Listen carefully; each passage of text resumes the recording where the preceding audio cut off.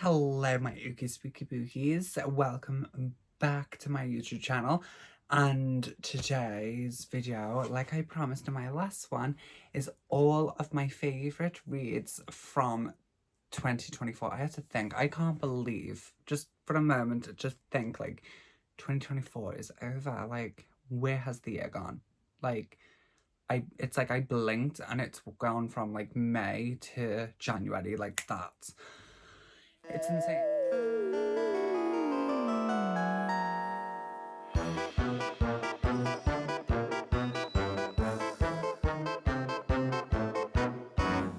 So just a quick disclaimer out there. Obviously, I have read 27 books this year, so I have had a lot of positive reads. My average reading for this year was a 4-star, so there was a lot of books I could have picked.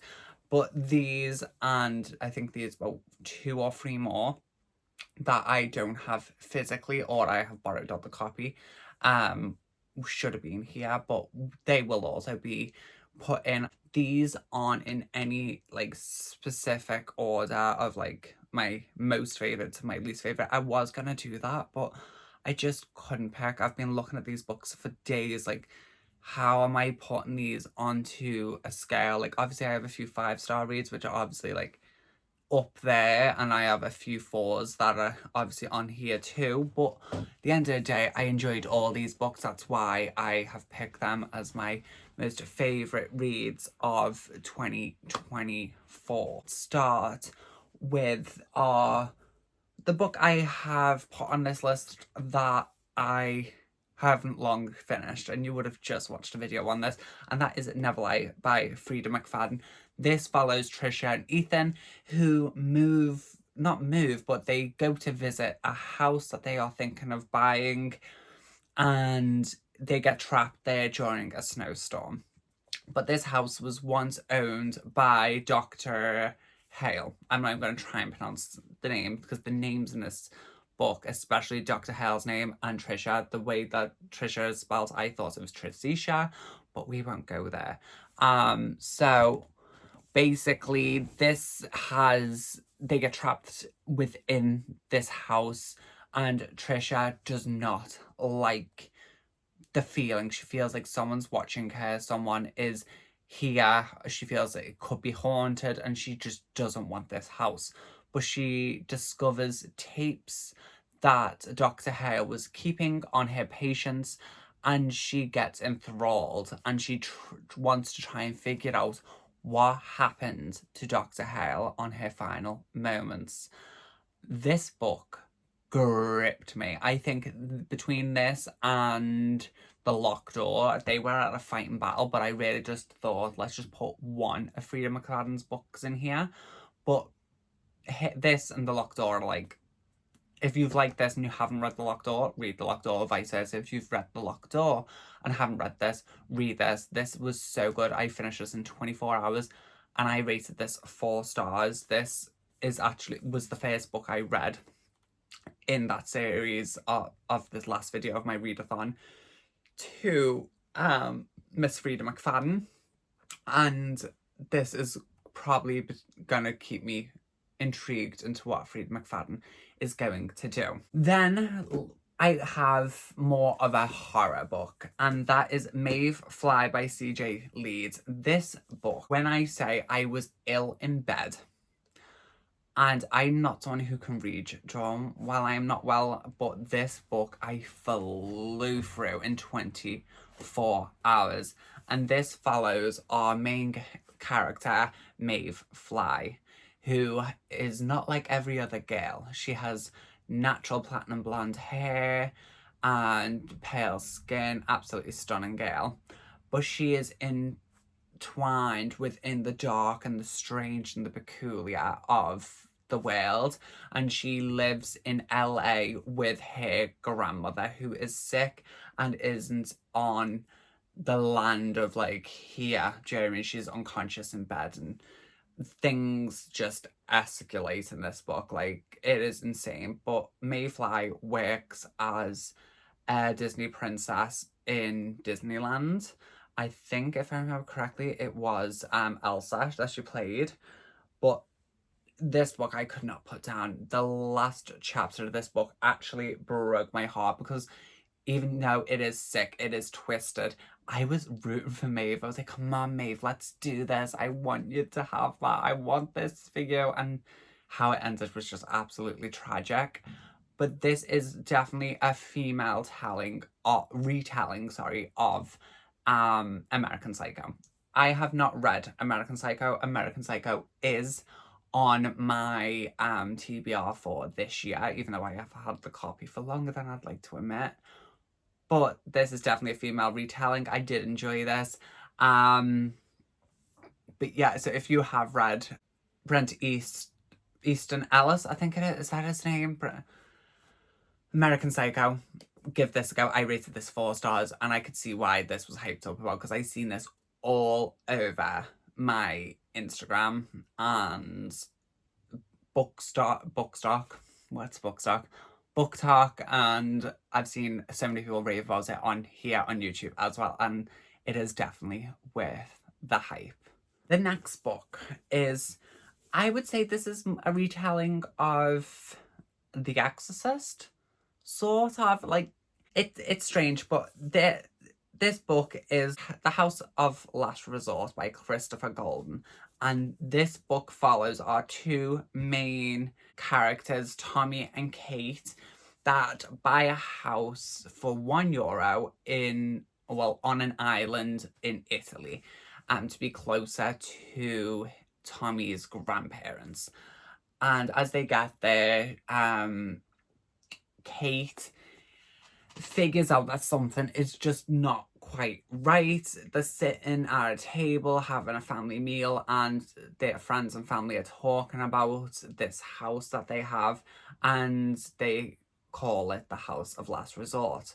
So as they start digging, they find out that this house was used for things that shouldn't have happened by the church.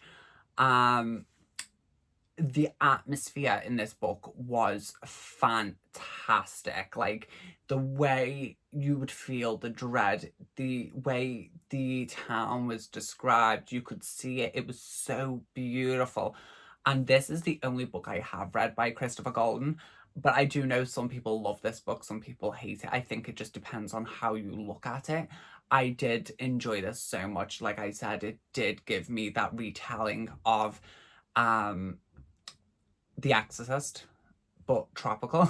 It's insane. Like, it was so good. I really enjoyed this so much, and I am definitely going to be picking up more of Christopher Golden's work. And can I just say dead quick as well, The Catacombs in, I think it's Bacina, I think that's how you pronounce it.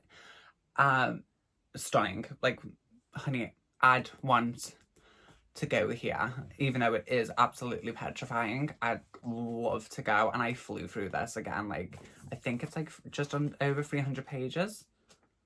Yeah, it's like 314 pages, and I absolutely love this, and I think I picked this up for like £4 something in Asda. Great, recommend. The next book is a thriller. It's a thriller book, honey, and this book, I don't know why I've been picking up a lot of horror that's based in other countries, and this is one that really gripped me, and that was The Liars by Catherine Fleet. This book I could not put down. I think this actually got me out of one of my reading slumps, and this follows Zoe and her stepsister Lex. Yeah, her stepsister Lex. They move to a Greek island. I think it's Eos. I don't know my pronunciation. I am so sorry for butchering that. But they move there. Lex already lives part-time there with her father. Her father has a beautiful villa out there, and Lex's father gets with Zoe's mother. So Zoe and her mother move over for the summer to see how it goes. And carnage just, like, completely goes when one of Lex's friends, Abigail, goes missing. This book really intrigued me. It jumps POVs. Well, it's more like time frames on POV.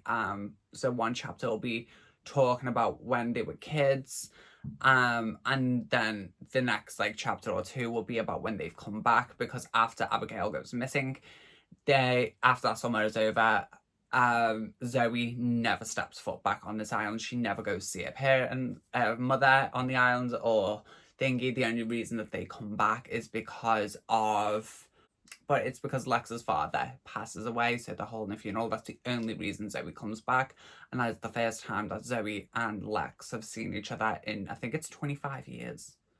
It is 25 years.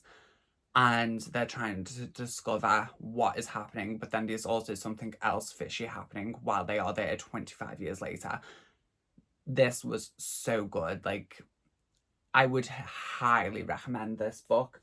And to be fair, I didn't even say what I think I gave this 4 stars. The Last House Resort was 4 stars. I can't remember. It might have been a 5, but I'm pretty sure during the editing process, I will definitely say what this was. This I also rated 4 stars, and I flew through this in a weekend, and it was a pretty chunky book, if I remember correctly. Just under 400 pages, and I absolutely love this, and I've seen no one talking about this, so get your hands on this. This is the perfect like thriller read for when you're on holiday on the beach. This is the read. Like, this made me want to go to Greece. My next book I rated 4 stars, and I actually did this with a buddy read on Bookster with my friend Danny, and that is A Good Girl's Guide to Murder. So I have only read the first one in the series. I flew through this. I couldn't put it down. I liked the fact that there was like case notes in there. There was like ballpoints. There was notes from in the phone. There was a production logs. Like, you felt like you were a part of the investigation with this book.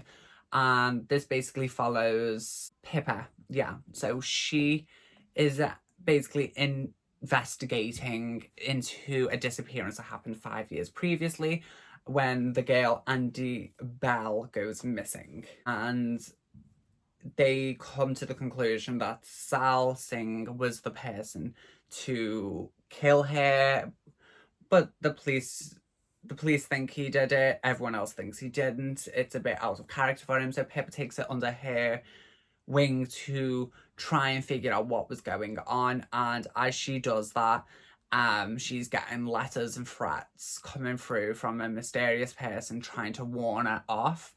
And it becomes violent, so she's not just investigating the disappearance of Andy, she is also trying to save her own life.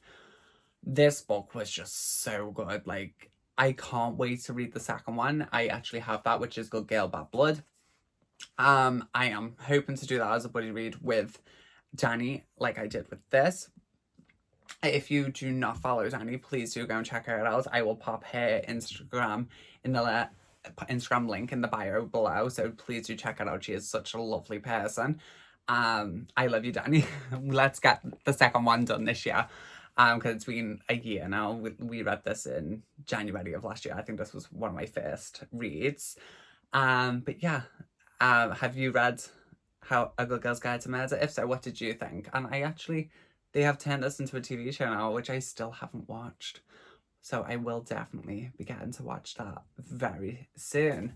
Another book that I absolutely fell in love with, and I rated this 5 stars, was MJ Aldridge, Down to the Woods. So firstly, I did do a whole reading vlog on this book on my channel, and if you want a full depth and review of that book and see my processes and thoughts behind this book, please do go and check that video out on my channel. But this book follows Helen Grace, who is a detective, and Tom Campbell is our first victim to go missing. He is later found strung up, completely bled out in the middle of the woods, and people automatically go into a frenzy. They're trying to cover it up and try and figure out who it is. But as that happens, another person is taken, and she is found in the exact same manner. They try and think of who it could be, but they are completely left trying to pick up the pieces, and there's just, it's so insane. Like, this is definitely more of like a murder investigation book, because I feel like, because you see so much of the processes behind this book. You know, you see the processes of different characters within the police force trying to figure it out and doing their investigations at the same time. You also meet a journalist, I can't remember her name off the top of my head, who is fame hungry. She did a coverage on a murder that happened a couple of years prior. She wrote a book and it's been a big success, and she's now trying to find the next big thing to talk about and write another thing about, so she won't be just a one-hit wonder. You meet characters that you think are going to be the person, and you think you've got this all planned out, and then it completely like goes haywire and it's completely insane. But this book, I will say, is a part of a series that I haven't read. I think this is like the 8th book in the series, and I picked this up for like £3 in the works. And with that, I didn't find that out until I was about 10 chapters in. I was a bit like, oh, am I going to be able to read this? Am I going to be able to know everything? And yes, I was, and I was pleasantly surprised that I was able to pick up a book so late in a series and still be able to enjoy it, because I know a lot of series, like when I read like the Belladonna series, if you were to go to Foxglove, you'd be like, okay, but why? How did we get here? How did we get that? Whereas this, I think, is completely different. Like, I can't read this as a standalone, but I am definitely going to be reading this entire series because MJ Aldridge is so good. This was so well written. For like an investigation book, it was just amazing. The next book, I do physically own it, but I borrowed it to my sister, and I did say I needed it back by New Year's so I was able to do this video.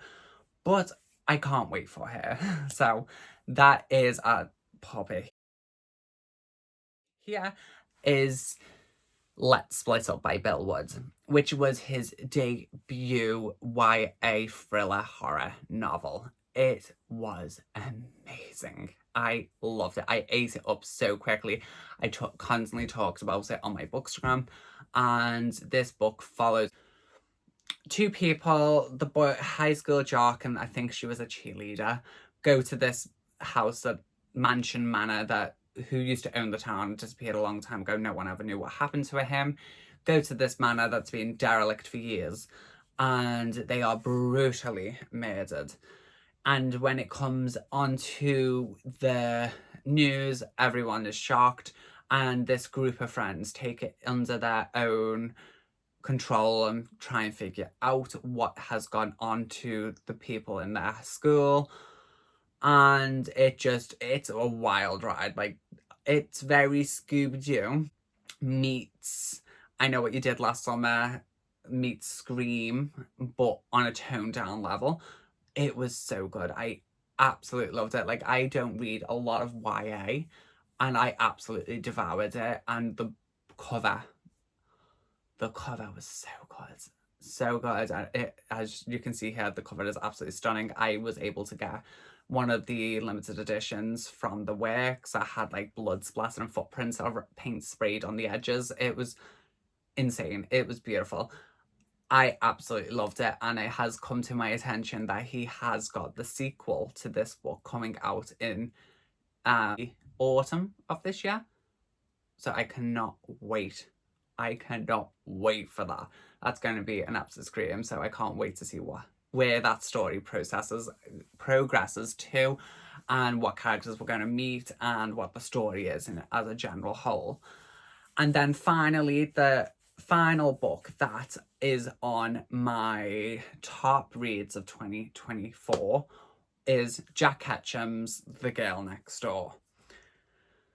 When I say this book is traumatic, it is traumatic. Like, it is absolutely petrifying in the sense that it can happen and it has happened. So it is based off a true case that happened, I think it was in the 60s in America, when 2 sisters lost their parents, and I think it was a car accident or something. I don't know if that's exactly how it happened in real life, but they end up going to live with their aunt, and she abuses them heavily, and it's very sad.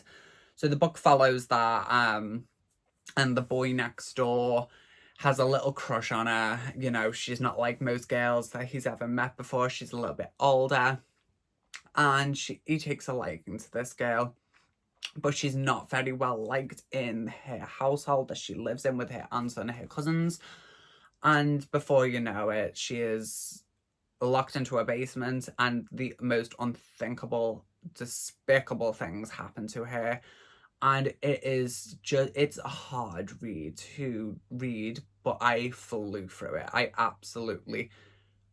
would say I loved it, but obviously it is so very traumatic. So please do check your trigger warnings, because they're there for a reason, especially with that book.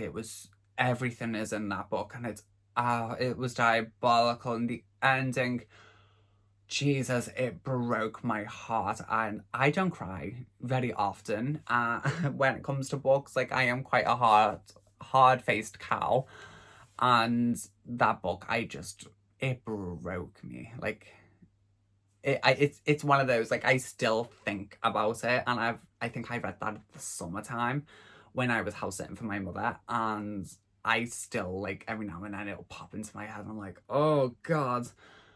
And I am looking forward to reading more of Jack Hatcham's work in this year coming, hopefully, because the way it was written was so well executed. You can tell he was a really seasoned writer, and it was despicable, but it was absolutely amazing, and I just ate it up. But that concludes all of my 2024 favourite reads of the year. We did it, honey. We smashed it. 24 books, and I think 5 of which were in the last 2 weeks of the year. So we did really well to get these done, and I am so proud of myself for reading all of these. I have had an amazing year reading. What was your favourite read of 2024? And also, have you read any of these books? If so, please let me know in the comment section down below what you thought, because I do love to read people's different opinions on different books. I love to see what one person likes it to why another person didn't like it for the same reason. It's just, I love watching and listening to people and reading people's personal preferences when it comes to books, because we all do have personal preferences, you know what I mean? And it's because I didn't like a book or you didn't like a book that I like, so vice versa. It doesn't make us evil, you know? It just makes us two different people that like different things. So, with that, I conclude my video. And I will say, I have set my reading goal for 2025. I set that up earlier today. And because I did do 27 this year, and I did have a lot of reading breaks, but I'm still able to get there. I have put mine to a sensible 30 books for this year. So that works out, I think it's 2.5 books a month. But like I said, it's one of those, like, if I hit it, I hit it. Well, I'll be happy. If I don't hit it, the end of the day, as long as I still have time to read and enjoy a book, because that's what we're all about. I mean, the numbers don't matter. It really doesn't matter to me. I just like to sit down and read and enjoy and immerse myself in a good book. Thank you so much for joining me in this video, my lovelies, and I shall see you in the next one. Bye.